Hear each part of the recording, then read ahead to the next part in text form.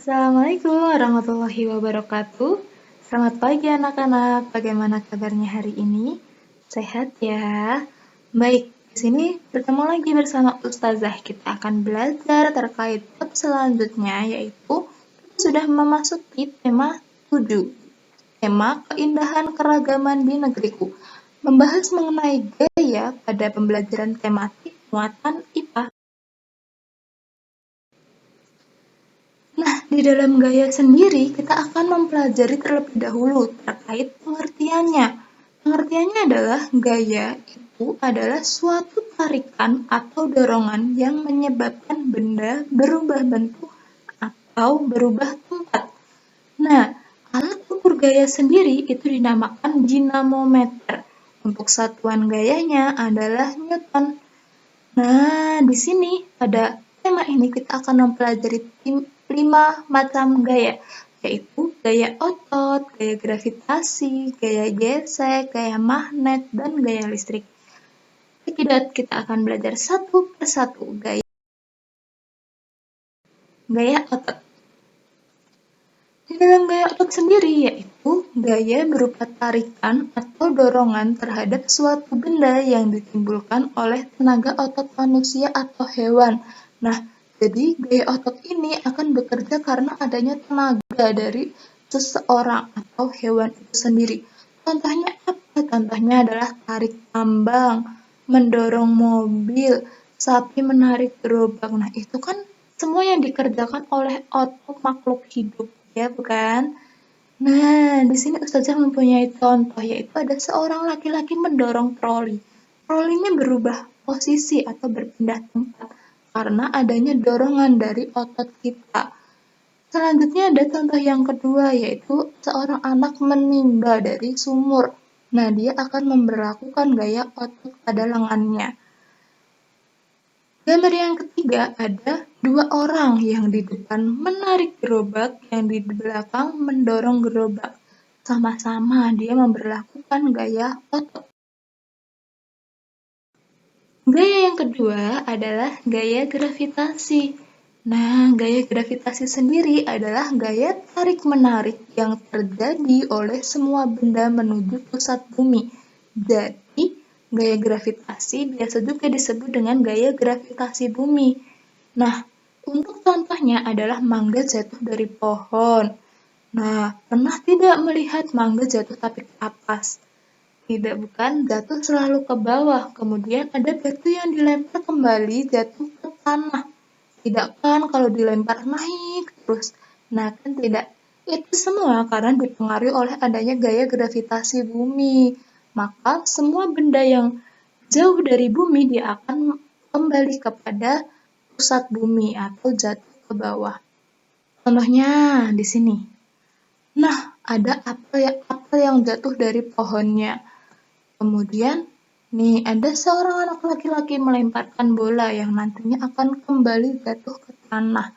Semua itu dipengaruhi oleh gaya gravitasi. Gaya yang ketiga adalah gaya gesek. Dinamakan gaya gesek karena adanya kedua benda yang saling bergesekan atau gaya yang ditimbulkan karena ada dua benda yang saling bergesekan. Nah, di sini besar kecilnya gaya gesek itu dipengaruhi oleh kasar atau licinnya permukaan benda. Semakin kasar permukaan benda, maka semakin besar pula gaya geseknya. Begitu juga sebaliknya. Nah, di sini Ustazah mempunyai perumpamaan. Ketika kamu menaiki sepeda di jalan yang berbatu sama jalan beraspal yang halus, kira-kira lebih berat yang mana? Tentunya lebih berat di jalan yang berbatu. Nah, di situ karena adanya gaya gesek yang besar dibandingkan dengan ketika mengayuh sepeda di jalan beraspal halus. Nah, di sini contoh lainnya adalah siswa menghapus papan tulis, kemudian mengasah pisau. Ada gesekan antara pengasah dengan pisaunya ya. Kemudian ada gaya pada rem yang berlaku pada ban sepeda. Selanjutnya adalah mengepel lantai. Ada gesekan antara alat pelnya dengan lantainya dan masih banyak lagi gaya gesek lainnya. Ustazah beri contoh di sini gaya gesek ada nih gambaran gesekan antara penghapus dengan papan tulisnya. Nah, di sini ada mobil yang melaju kemudian berhenti karena adanya lampu merah, yaitu berlaku gesekan pada rem dengan ban mobilnya. Nah, di sini juga berlaku ada gesekan antara ban dengan jalan, ada juga ketika sepedanya berhenti, ada gesekan rem dengan ban sepeda. Itu adalah contoh dari gaya gesek. Selanjutnya, ada gaya magnet. Tentunya dikatakan gaya magnet karena dia akan dipengaruhi karena adanya medan magnet, yaitu gaya tarik-menarik atau tolak-menolak yang dihasilkan oleh magnet. Nah, dalam magnet yang ada, kita akan mempelajari tentang magnet batang, silinder, jarum, magnet magnet radam, atau tapal kuda. Gambarannya seperti ini. Dari atas ada magnet U, bawahnya magnet silinder yang berbentuk seperti silinder atau tabung. Kemudian magnet jarum, bentuknya seperti jarum. Magnet keping, bentuknya seperti koin, batang. Kemudian ada magnet ladam atau tapal kuda. Itu adalah contoh-contoh magnet yang biasa kita jumpai. Masih dalam gaya magnet, magnet itu mempunyai dua kutub seperti yang Ustazah sudah tampilkan di slide sebelumnya, yaitu kutub utara dan kutub selatan.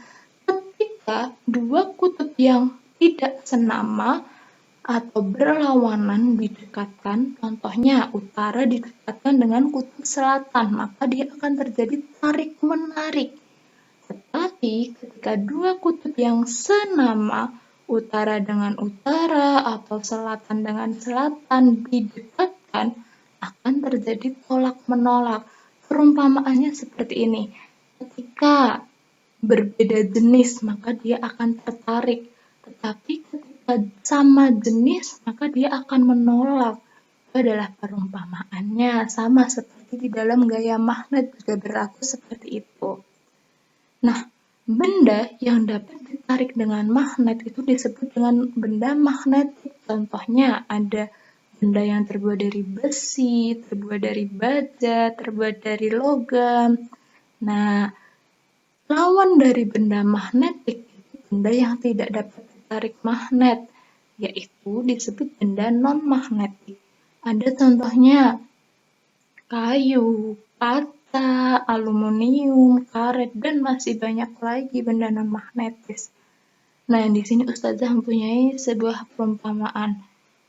Nah, ternyata ketika beberapa benda yang dilewati oleh magnet yang hanya dapat ditarik oleh magnet adalah kunci dan gunting. Karena apa? Karena dua benda itu terbuat dari besi, baja, logam ya. Sedangkan untuk pensil, bola, itu merupakan benda yang non-magnetis. Beda ya? Tahu perbedaannya? Oke. Kita lanjutkan, yaitu terkait gaya listrik. Gaya listrik, kalau tadi itu gaya magnet dipengaruhi oleh magnet, gaya listrik juga sama. Dia dipengaruhi oleh listrik. Adalah gaya yang dialami oleh benda bermuatan yang dipengaruhi karena adanya medan listrik. Nah, medan listrik ini terjadi karena adanya energi listrik. Sedangkan energi listrik sendiri adalah energi yang berasal dari muatan listrik yang menimbulkan medan listrik statis. Di sini listrik dibedakan menjadi dua, yaitu listrik statis dan listrik dinamis. Kalau listrik statis itu berarti listriknya diam, tidak mengalir.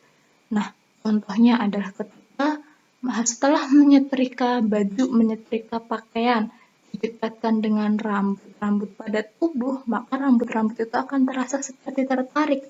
Sudah pernah merasakan, bukan? Nah, ternyata itu adalah fenomena dari listrik statis atau listrik yang hanya berlaku sementara. Selanjutnya, listrik dinamis. Listrik dinamis itu yaitu listrik yang dapat bergerak karena ada alirannya.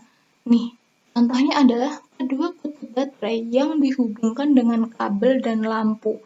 Ketika kedua kutub baterai dihubungkan dengan kabel, maka energi listrik itu akan dapat mengalir sehingga dapat menyalakan lampu yang dihubungkan pada aliran tersebut.